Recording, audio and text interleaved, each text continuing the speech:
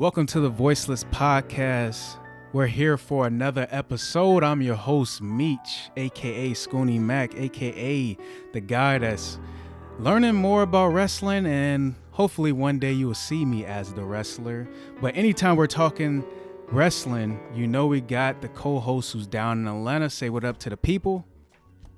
Yeah, it's the beast sleeping in the east, the one, the only John Wiley. What's going on, everybody? Yes, sir. And we're back again, and we're going to start off with a few trending topics, and I just wanted to get your take on this. So, starting with the first trending topic, Daniel Cormier.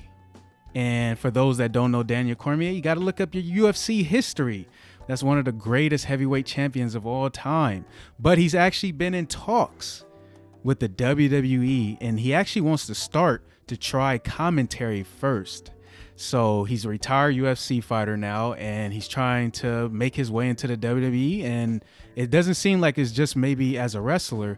He wants to get into the commentary side of it. So tell me your thoughts on that. Even though I despise Daniel Cormier due to the fact I think he's one of the chumps of the UFC, I am not against him coming to the WWE and being a commentator. And the reason why I say he's a chump is after the entire Jon Jones situation. And you know what? I feel like, man, he only did that because he lost. But I'm not here to talk about that. I'm here to talk about him being a commentator in the WWE. And if he can do it, let him do it. Hopefully he can replace Michael Cole. I despise Michael Cole more than anything else.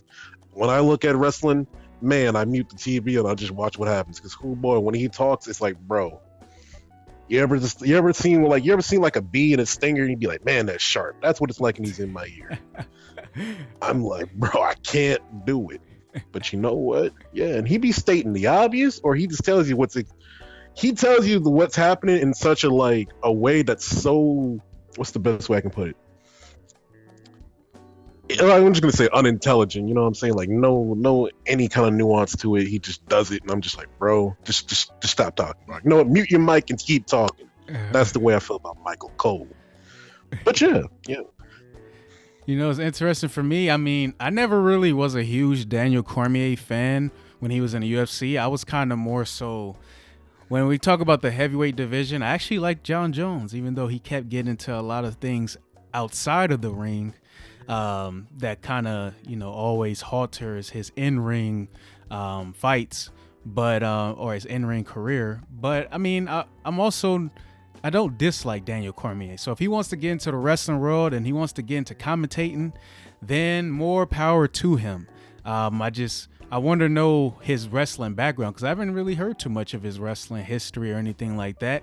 But if he's a fan of wrestling, he's a fan. I'm pretty sure he watched the Attitude Era if he was a fan of wrestling. And yeah, I just want to see what he would do as a commentator, especially if he grew up or if he was part of the time where he watched JR, which is the greatest commentator to me. Then he may be able to take from JR and apply it to his own commentary career. So more power to you, Daniel Cormier, and hopefully one day you can actually be a part of this podcast, and then he can actually talk to you about how you despise him. I can't despise a UFC fighter. They're gonna catch us slipping. It's hard. How do you fight off a UFC fighter? What can you do? Man. They not Hey, man, I got multiple gyms around here, man. I'm just saying, man. He ain't gonna catch me slipping. He ain't gonna catch me slipping. I ain't saying nothing about you, Daniel Cormier. More power to you. More power to you. I got another trending topic, and this trending topic is actually really interesting, man. I really want to get your opinion on this, and this is my last trending topic. They say back in 2006, there was a WrestleMania dream match that we were supposed to see. And guess what the dream match was supposed to be? The Heartbreak Shawn Kid. Michaels versus. Oh yeah, go ahead. Yeah, Shawn Michaels versus The Rock. Oh no, it wasn't versus The Rock. I guess that was another one too. That would have been another dream match. But they actually just recently said it was supposed to be Shawn Michaels versus Eddie Guerrero. Oh man. Now see, why would they even let us know that? Really see that? Why would they even let us know that? Because now we can't never see because he passed away. Yeah. I mean, if WWE worked if 2K worked the way it was supposed to, man, that would be a match. I'd charge people $5 for Eddie Guerrero, and he'd have his own storyline, and that would be like a what if storyline to go into with Eddie Guerrero. What if he could have participated in that WrestleMania, and his challenger would have been Shawn Michaels? Man, or like if they bring back GM mode and we can get, you know, you can even do it'd be dope if they could do online GM mode and then we could play against each other and then it's like bring back all those legends and then we can actually, tell those stories. Shawn Michaels versus Eddie Guerrero. See, when I see headlines like this, it's just like, man, what could have been? Just a long list again. We didn't get to see Shawn Michaels versus The Rock, which is actually something that's possible still now, even though Shawn is kind of, he's kind of done with wrestling. The Rock can come back at any time. I'm pretty sure Shawn could come back at any time. I would never doubt Shawn's in-ring ability if he trained and everything like that. Another long line, Undertaker versus Sting. And now we add to that list Shawn Michaels and Eddie Guerrero, which is a dream match that I would have loved to see because it's like, dang, two of the best in-ring wrestlers of all time. HBK versus Latino Heat. But it's something that we will never see now. So it is what it is. But let us move on to the main topic. Now, I really want to get your thoughts on this. Steve Austin's Broken Skull Sessions. And he recently interviewed Kurt Angle. Tell me what stood out to you the most from that interview. I'm going to be completely honest. Mm-hmm. I don't remember the idea of the Broken Skull segment. I am very sorry. Oh, no. But, mm-hmm. but, this isn't the first time Steve Austin and Kurt Angle had a long conversation with each other about Kurt Angle's past and his struggles and tribulations. A grand example would be when he was departing from the company, he explained that Kurt Angle was taking at least about 1,000 painkillers a month. Mm-hmm. Yep. And because of the fact his neck was killing him and his body was also just causing harm to him as well. And pretty much he became a painkiller addict, pretty much. He couldn't get away from it. And then it got so bad that he had to depart with the WWE. Mm-hmm. And it got to the point to where when he went to TNA was going to drop him. Mm-hmm. And because in TNA, what's it called? The way they got around it is they were taking a different drug and they were drinking a lot. Mm-hmm. So it just doubled down on all the bad things that's happening until he got to he actually got in trouble. He actually got in trouble with the police and he actually got pulled over for DUI. Mm-hmm. So to get the help he needed, he went to rehab, and pretty much rehab set him straight. They scared him out of his boots and pretty much put him on the straight path. But ever since then, he hasn't been quite the same, and he's been living in pain pretty much. And he knows if he goes back to taking painkillers, it'll make things a lot easier, but it'll make things a lot harder for him in his life. And then on top of that, I believe because of the entire him being a pain addict, his first wife knew about it, and he couldn't see his kids. And on top of that, he was going down a very destructive path because I believe his sister died as well not too long ago, around that time. So the only thing that could have been done about him is let him work, or if not, let him find his own peace. And eventually he did find it. It's just, it's just now a big what could have been, you know what I'm saying? Mm-hmm. Yeah, I mean, that's pretty much that does cover a lot of it actually from that interview. Some of the things that stood out to me the most is some of the stuff that you recently said, like just how much it's so crazy, because the more I learn about wrestling and learn about the wrestlers in the past, a lot of them seem like they had addictions to drugs and alcohol. And I never really thought of Kurt Angle having that, because I never really listened to any of his interviews in the past. I remember when Kurt Angle went into TNA, at that time, I guess I wasn't super like an insider of wrestling when I wouldn't be like diving in so deep that I'd be like, oh, why did this person leave the company like I am now? But so I never really thought about it, but every time I seen him pop up in TNA, I guess when I was younger, I was just like, man, why is he a part of TNA? Why is he not part of the WWE? But just coming to learn from everything in this podcast, just like all the times he broke his neck and the painkillers from it, and then like you said in TNA, it got even worse because he started hanging out with the guys and they were more so into drinking, and that I guess when he's in the WWE he didn't drink like that much or anything like that, so it just added worse to his addiction, not only being addicted to the painkillers but also drinking alcohol, which is going to add and make anything worse. But like you even said, some of the things that set him straight was the rehab, and also his wife threatened to leave him, which really got him like, man, I gotta get on my stuff. Like his wife's planning on leaving him. So, and this is one of the other things that stood out to me that I really want to get your thoughts on, is that Kurt Angle also mentioned to Stone Cold is when he came back to the WWE this last run that ended with him facing Baron Corbin at WrestleMania, which was terrible and tragic to me. But he mentioned that he wanted to come back for at least 1 year and go for one more championship run, similar to how Goldberg was able to come back and get a championship run. Kurt Angle felt like, that's what he wanted to do. My question to you, if Goldberg was able to get a championship run, do you think Kurt Angle deserved a championship run as well for his last run with the company? It's not about whether he deserved it. It's more about could his body handle it. Mm-hmm. And similar to like Edge, he could have got immediately injured, and we don't know how well his body would have held up if you want to really go for a run. Because granted, Kurt Angle coming back, yeah, if he was still healthy, 100%, yeah, I wouldn't have questioned it, none whatsoever. But because of his neck injury, because of what might have happened, he something happened to his heart recently to where he couldn't even run 2 miles. It's like things like that make me be like, dang, what if that happened in the ring? Like, I don't want to see that. So it's the real question is, could he have been healthy enough to do it? I don't know, but the way he talks in post-mortem of his career, I don't think he could have. The thing that's interesting to me is that he mentioned around the time that he wanted to, go on that run, he mentioned that WWE kind of held him back from that. And he was like, a few months from the ring, that's when his body really started to stiffen up.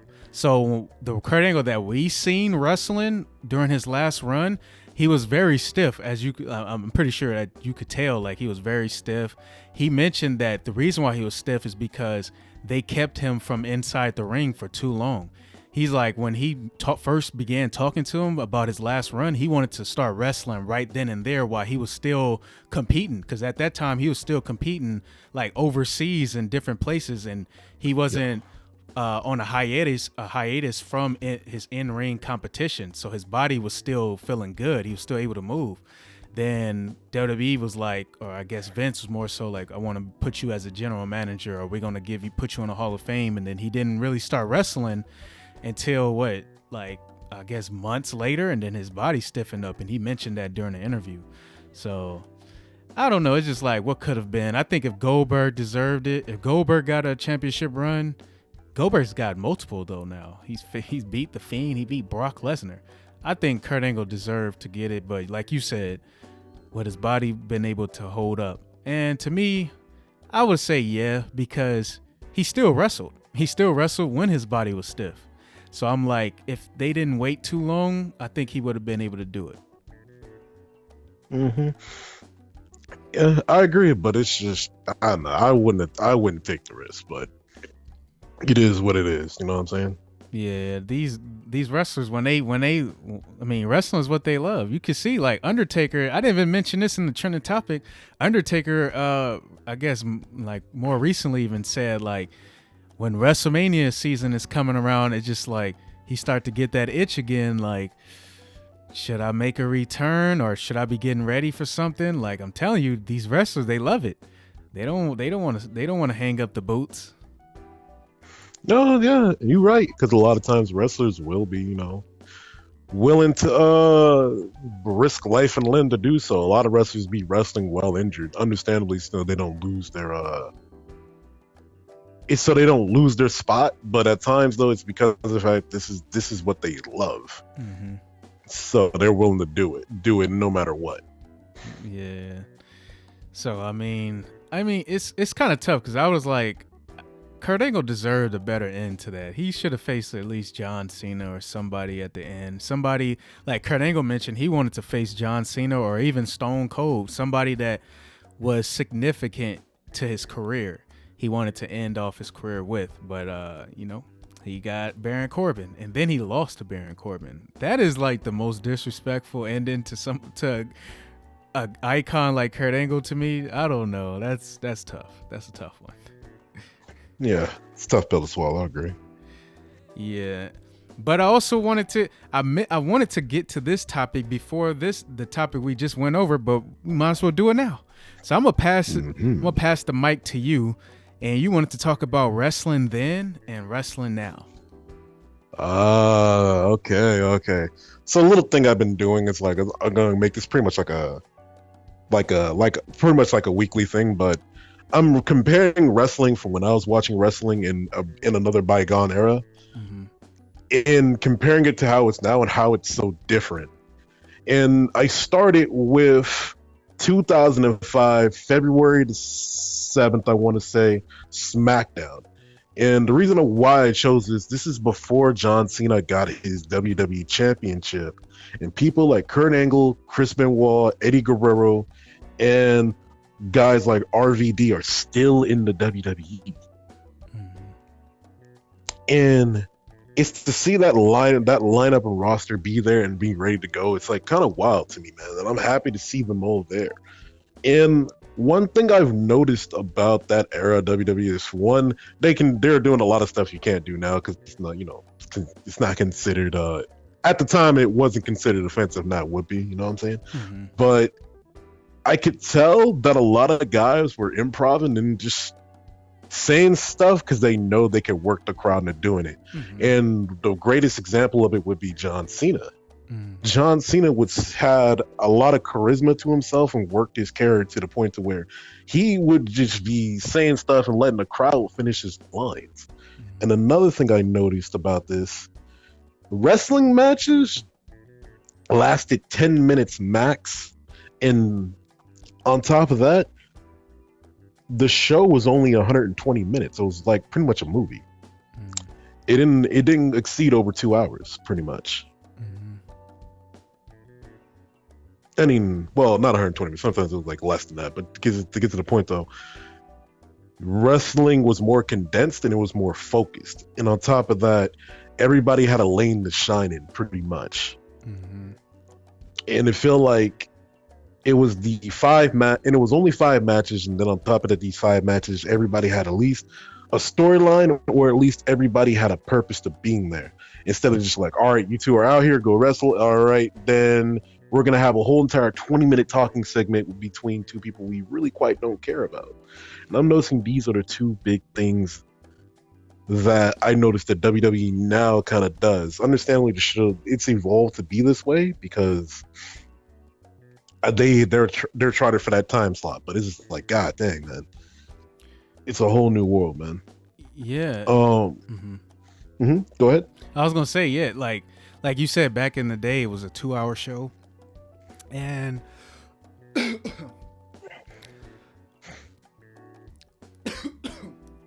oh, you can continue.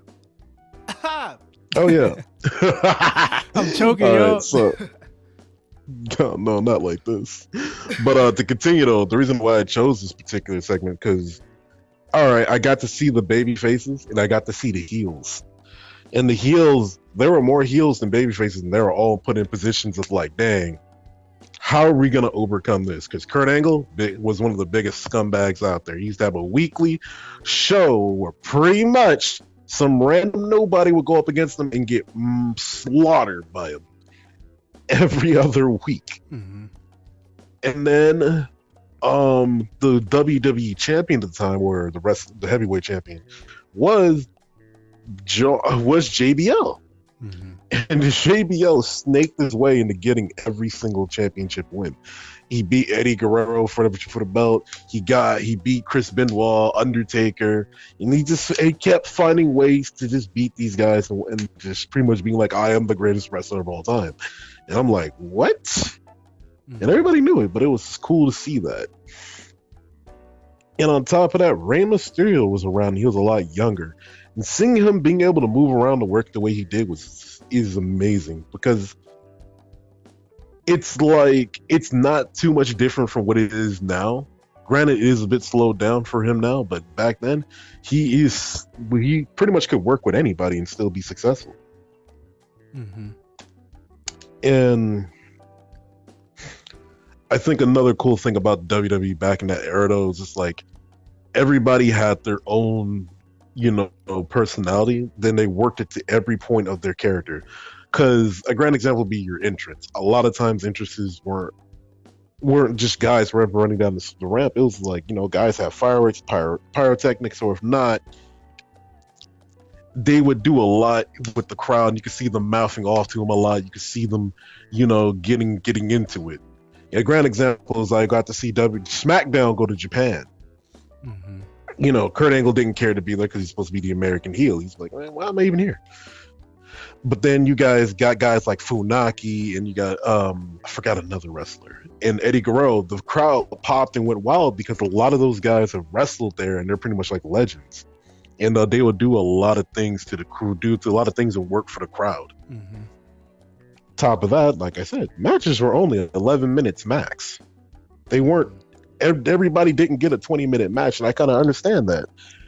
The 20-minute matches are supposed to be pretty much a main event. Yeah, and it's pretty much supposed to be like, this is the biggest build up for care people to do this, to do their thing and show off their skills.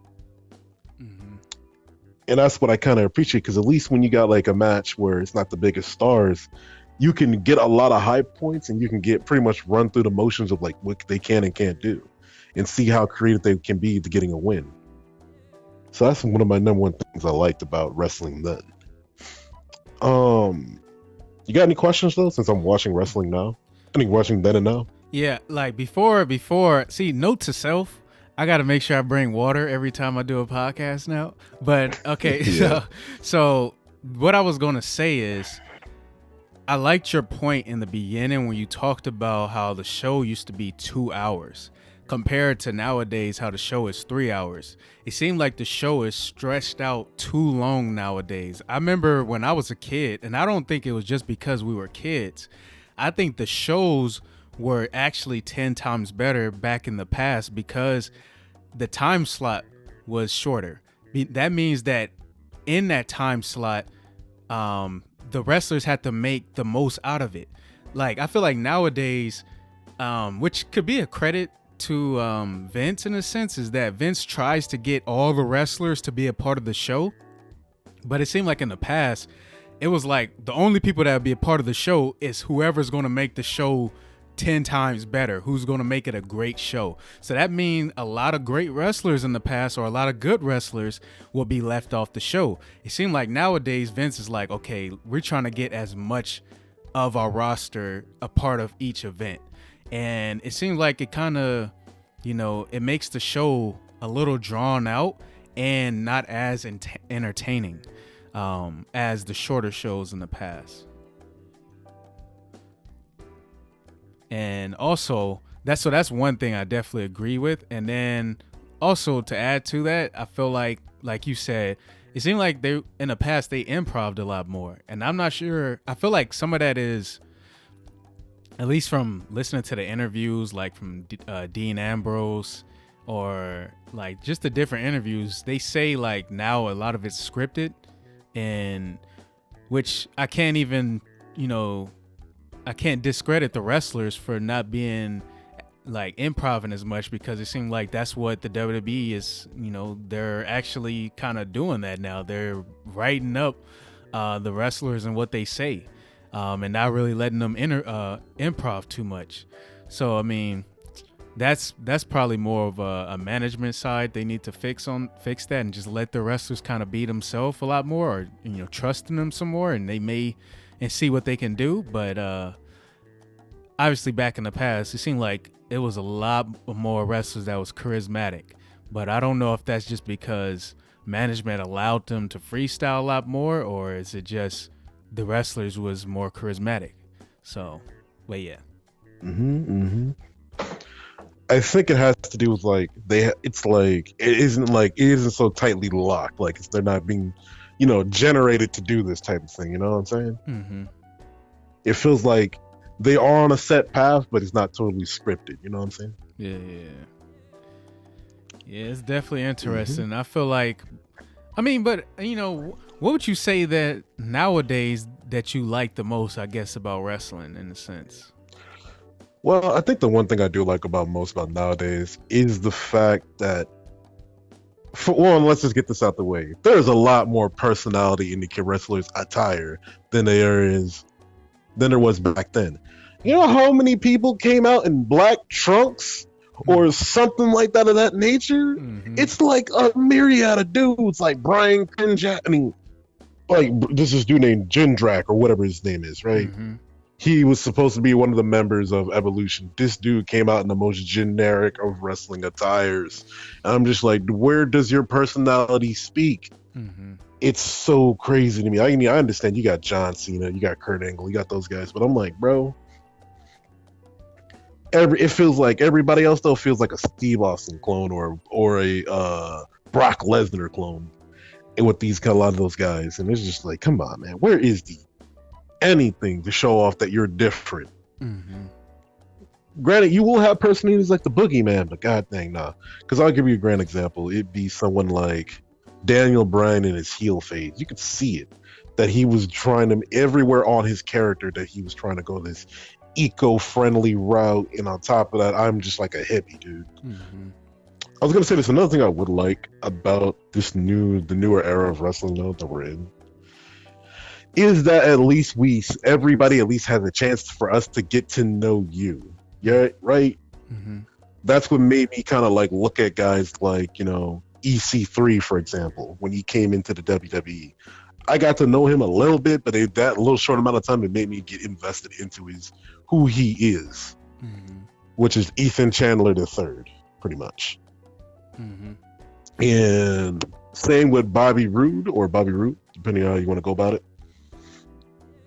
And once he was down in NXT and he made his way to the main roster, I got to know him and I got to like him more.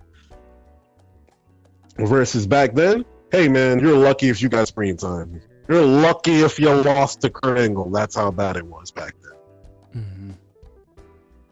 And they would give you very little screen time, and typically you lost, or if not, it was very hard for you to have a good interview, or if not, they'll give you these terrible gimmicks. Grand example, you ever heard of Vito? Vito, no. It sounds familiar, but I can't remember. I can't recall who that is. That is SmackDown's cross-dressing wrestler. Oh, okay, yep, I don't remember. Yeah. And his whole gimmick was he was a guy that liked dressing in women's clothes. I'm just like, all right. This is the kind of stuff you're trying to get to the guy. You're just trying to assassinate this guy's entire career. You're not even trying. It's like, is this your king? Is this your king? Oh, God. But, man. I feel like for me, like some of the stuff that I like about nowadays is I like how athletic the wrestlers are. I like how great they're skilled inside the ring. The only thing I have a problem with is, though, compared to the wrestling in the past, I feel like the wrestling in the past, they were able to tell a story inside the ring a lot better than nowadays. Nowadays, there's a lot of great athletic wrestlers that can hit all these flips, that can do anything inside and outside the ring, but it's just like all of them are very like they look like they all dang near probably was gymnastics and was part of gymnastics, all that type of stuff. But it's just like I just feel like they lack the storytelling inside the ring, but they're great in-ring wrestlers though. But yeah, that's one of the biggest things that stand out to me from wrestling then and now when it comes to in-ring wrestling. But yeah, so right now, Or did you have one more thing you want to add, or are you done? I'm done for now because it's like I'm just like I said, I'm gonna make this probably like a little weekly segment or not bring it up every now and then because I'm still trying to get to WrestleMania. Yeah. So I think that'll be like the closing of this entire little segment when I get to WrestleMania. Okay, cool, no problem.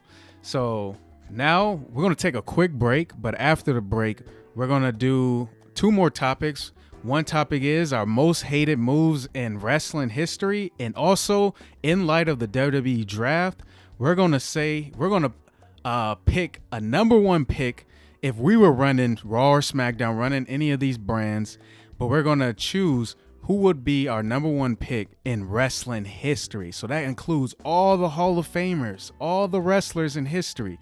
We only get a chance to draft one of them.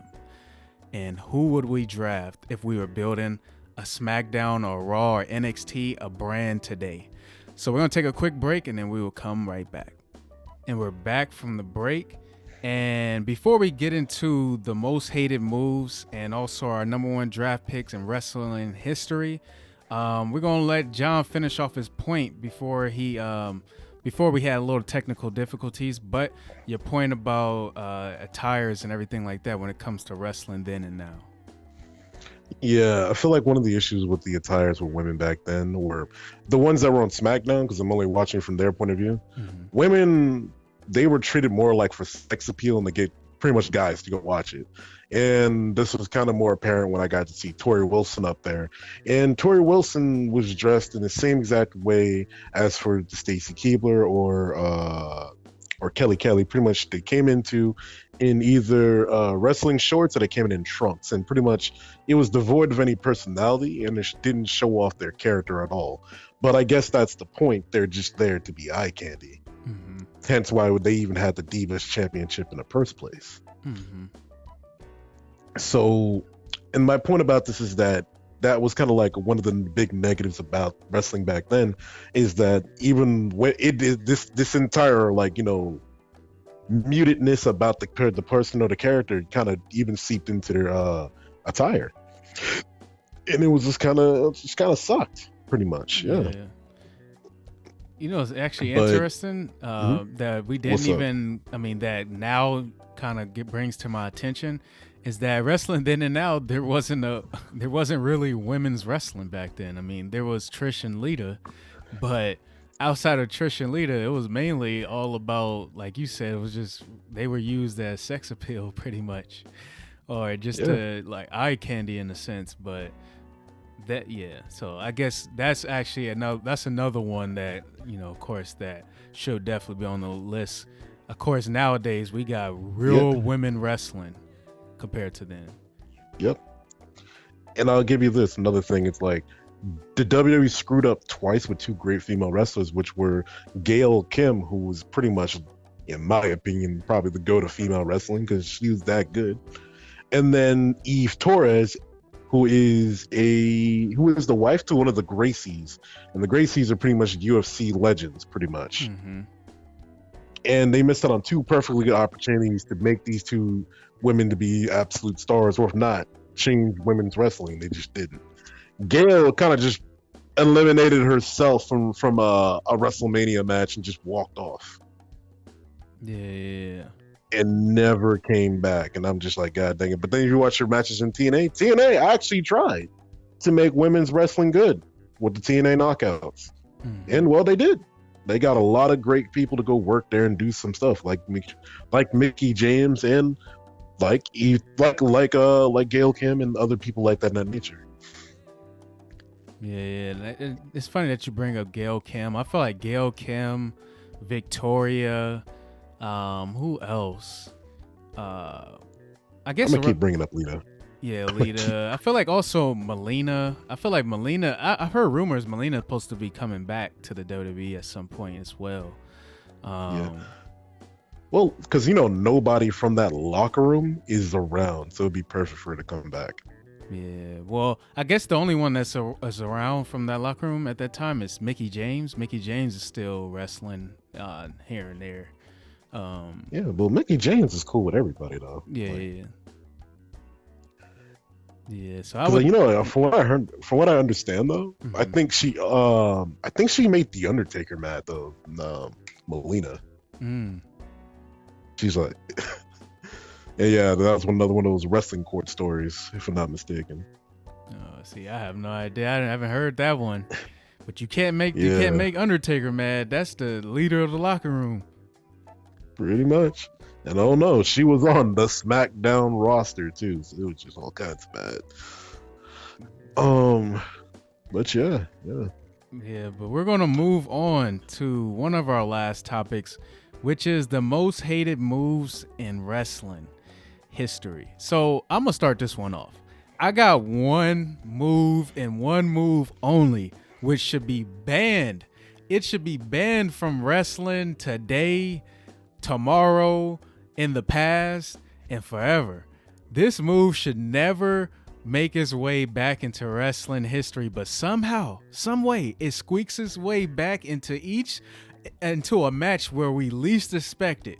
And it seems like wrestling, it seems like the WWE, when at times when they don't have like a creative way to end a match, or when they're trying to not like hinder both wrestlers from, like, I guess both of their builds, if this move somehow makes its way into that match. You know what move I'm talking about? Do you know what move I'm talking about? No, I'm very curious because It's I have never heard you ever complain about a wrestling move. So I'm very curious. it's the sad roll-up pin. Lord, why is the roll-up pin in the WWE? Like, it should not even be in the move set. It shouldn't even be a part of wrestling games. Nobody wants to use the roll-up pin. And somehow, some way, we still see the roll-up pin, and we still see people get pinned to 3 with a roll-up pin. You telling me wrestlers can kick out the Sweet Chan Music 10 times, the Tombstone Pile Driver 2 times, the F5, and somehow, some way, we supposed to believe that person wasn't able to kick out the roll-up pin. Come on, people. Come on. I don't understand how this move is still in wrestling today. But that's my only move. That's the only move I can't stand, and it don't make any sense to me. How does the roll-up pin work still? Like, what? You telling me that person kicked out the tombstone, the spear, what other move, and they can kick out the roll-up pin? Oh my god. I feel you on that one, man, because it's like it feels like it's one of those quick moves you do to kill time, and it's like if it's used to like actually end matches, I'm like, bro, we couldn't think of anything, Man. nothing. Oh my god. Yeah, it's terrible. Every time I see it, like I recently seen it, and I think I mentioned it in the podcast. I can't remember what it was from. It was probably one of these Sasha Banks matches or something like that, or something happened. I remember. It's when Shayna Baszler versus Becky Lynch. Oh my roll up gosh. and win. Oh my gosh. Yes. When I seen that, I mentioned that. When we talked about WrestleMania, I was like, out of all things, see, no, exactly. Shayna Baszler dominated an elimination chamber, and somehow, some way, she lost to a roll-up pin by Becky Lynch. You supposed to make me believe that. And she did MMA fighting. Come on now, like somebody. These writers need to get on their stuff at times, man. Hey man, these are the same guys that somehow got you eliminated in a Hell in a Cell match. Oh yeah. Yeah. Oh man, yeah. I have no idea. But what's your most hated moves in wrestling history? So this most hated move is pretty much, if it's in a cage, you're gonna see it. I despise it because people do it way too often, and it makes me mad to see it. And I get mad when I see it happen at ringside. I get mad every time because it just be like, bro, it's cool the first time, but when you do it 1,000 times, it's like, god dang it, man. It just makes people look dumb. And the one I'm talking about is every time someone lines two people up or multiple people for one guy to jump off really high just for a guy to catch him. I'm like, why would you do that? Why? It makes me mad because it's like it makes less sense the more I see it. Because I'm like, bro, couldn't you? Understandably, like we understand that wrestling is predetermined finishes and stuff like that. But you're adding in a move where I have to pretty much line up and catch you. Why would I do that if I'm the heel? I could just step to the side and let you just fall to the ground, man.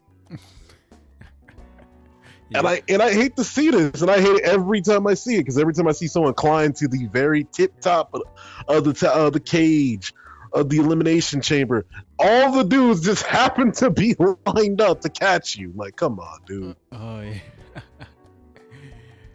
It's happening in NXT. It's happening in elimination chambers. Every time the luchador goes up, well, we already know what to expect. Well, let's watch everybody be spilled out. Oh, God. And it's crazy. Every time the person does this, he always gets eliminated or is the one to lose. So I'm just like, why do you keep doing this, man? Take this move out.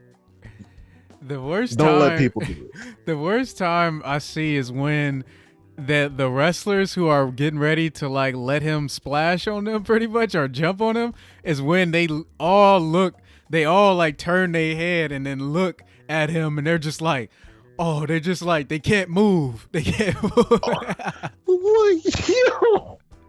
Yo, does like Cuz have a trap card, man? Yo, does everybody's ankle locked on the spot? Like, I have to know. Oh, man. It's like it's got to be done right. If they do, I mean, yeah, they do it a lot. They do it too much now, but it's always worse when they don't time it out right. Like, if the timing was a lot better, where let's say they actually didn't notice he was up on the cage or something like that, and he jumped on them. But most of the time nowadays, they be literally staring at him almost as he gets to the top. And then they just wait to see him jump on them. And it's like, those are the worst ones. It's like the timing they gotta work on the timing with that. Yo, and then if you want to like look at a really bad time this happened, it was during the elimination chamber. Right. And Johnny Nitro was on the ground. Like, the camera wasn't supposed to be on him like that, but you could see him, right? And you could see him like, oh no, I'm about to get, what's happening? He's like looking around, like, wait. Oh shoot, let me scoot over real quick so I can get perfectly lined up for this. I'm just like, God dang it, man. That was like, after that, I was like, nah, never again. Yeah, to me, like, yeah, at some point you can't keep using the same type of moves or the same type of like situations in those type of matches. Like, somebody got to get extra creative and be like, we got to do something different. That's been done too many times.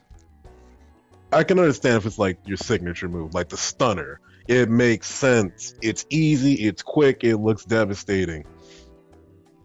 Yeah. But if it's something where it has a lot of setup and it can only happen if a bunch of guys are there, it's like, that just looks dumb. Kind of reminds me of that time Roman Reigns got jumped by 20 guys and then he had like a power-up moment like it was in Dragon Ball and everybody flew back.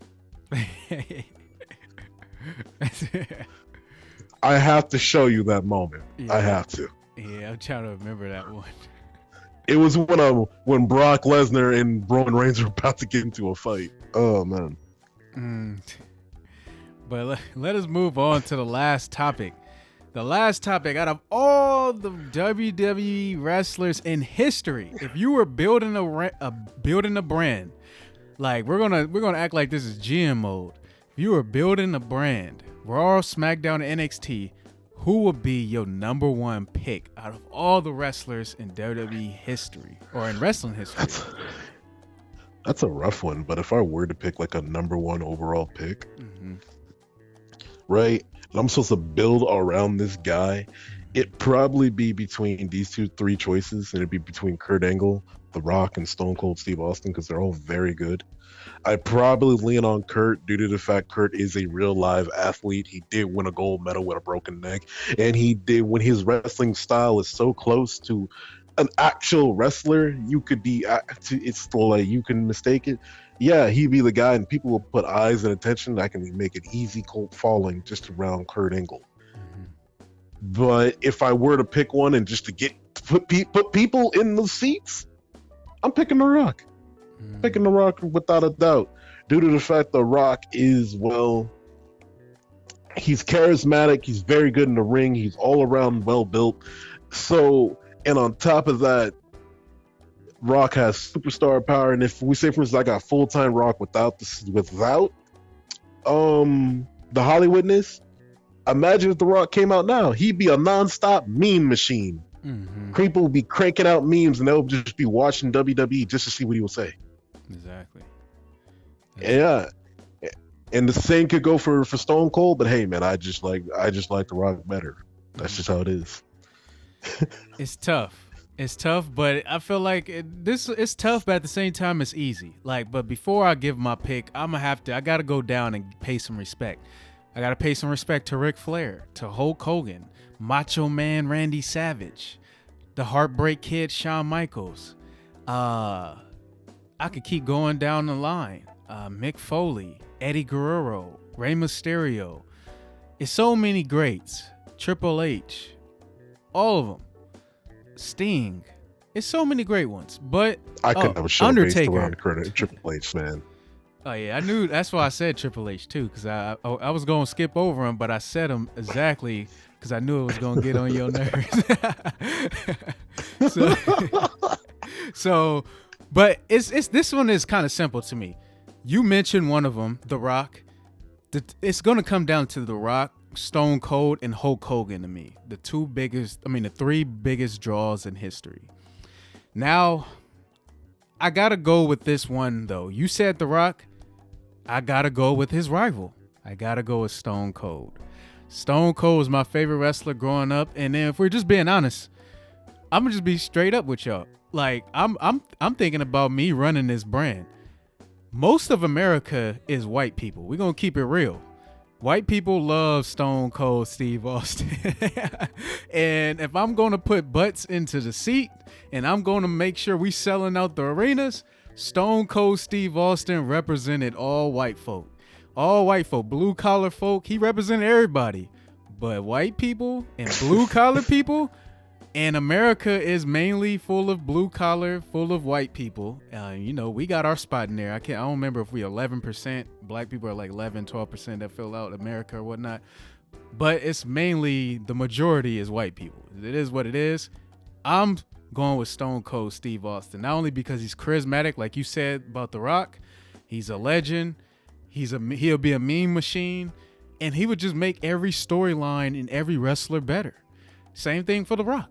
I mean, to me, you can go either one with Stone Cold or The Rock. That's why they're to me like the greatest of all time. Especially they were the Attitude Era, Stone Cold and The Rock. So I'm going Stone Cold. I'm surprised you didn't say you want to do like a show around,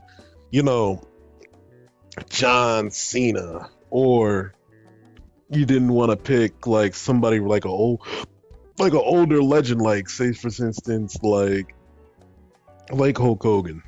I'm very surprised. I mean, I had to go Stone Cold. Like John Cena's a good option too, but he's not better than Stone Cold to me. Like if in my all-time list, I'm not putting John Cena over Stone Cold. Hulk Hogan's a great option, a really great option. But I feel like the Attitude Era was the most popular era in wrestling history, and Stone Cold was at the top of that era. And The Rock too. Yeah, who'll be my second round pick? Ooh. Rob Van Dam. What? Oh my gosh. I know what you're thinking, right? Oh my God, Rob Van Dam. Why would he be? It's because Rob Van Dam was truly one of a kind, because he was highly energetic and his wrestling style was very unique and interesting. And he would be pretty much, I can get a whole crowd around that guy and what he did. Mm-hmm. Granted, I understand he's not as big as The Rock, or he's not as big as Kurt Angle, but I'm just saying, if I was making a show, I get Raw RD to be the Offset, pretty much. And that's when you would fail. If we were going against each other in GM mode, Your second pick is Rob Van Dam. My second pick is Hulk Hogan. Give me Stone Cold and Hulk Hogan. And my show is going to be an instant classic. I'm talking about prime Stone Cold and prime Hulk Hogan as well. Give me both of them. We didn't get to see Stone Cold versus Hulk Hogan. We got to see Hollywood Hogan versus The Rock. We never got to see Stone Cold versus Hulk Hogan. I'm telling you, all the white folk gonna come out to my shows. My show's gonna be lit. Man, you'll probably win a battle or two, but I'll win the war, man. You got The Rock and RVD. How's that gonna sell at WrestleMania? You gonna put The Rock versus Rob Van Dam? Good lord! Nah, I just have RVD as my side chick. I will be done. Because I know I'll be able to get Kurt Angle. That'll be very easy. We got to do a top 10 draft. That would be dope. We got to do that for like a next episode. Oh yeah, I'm down. Watch, my show's gonna be lit compared to where the garbage you're gonna be sending out to people. It's gonna be looking like Raw nowadays. All these stars and talents and everybody just ain't doing nothing. Oh no. Yeah. But we done hit every topic for this week. You got any words for the people before we go? I know it's times of going past the elections. Just remember, we're all human and we're all Americans. And let's try to be very civil with each other. Vote. I remember as I get older, I see through the years, people will pretty much lose their minds around this time. Just remember, man, we're trying to do this for the betterment of each other. So let's try to be better with each other. Mm-hmm. And make sure y'all vote. Everybody got to make sure y'all vote. I mean, of course, it's your option. It's people's options. Y'all don't have to, but I recommend you vote. I'm not going to tell you who to vote for. Hold on. Wait a second. What? Did you vote? My ballot is on my table. I bubbled in who I'm voting for. I just haven't sent it out just yet. Man, there's a lot of stuff you got to read through. All these props and all that. I got to read through all that other stuff. I know who I'm voting for president, though. Oh, my God. This man didn't vote. Not yet, but I got time. I got a little bit of time. A little bit. Just a little bit of time. Man, I voted for Kanye.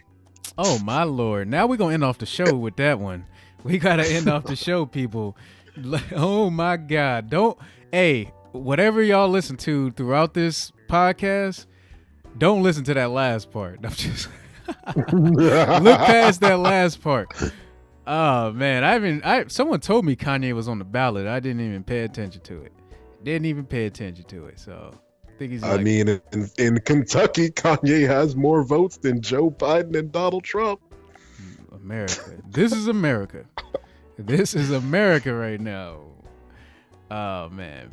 But that's all I got for you people, man. Next week we're gonna have to do a top 10 WWE draft, and like as if we're literally gonna compete in GM mode. But with that being said, we are the Voiceless Podcast. We'll never be silent. Thank you guys for listening, and thank you guys for watching.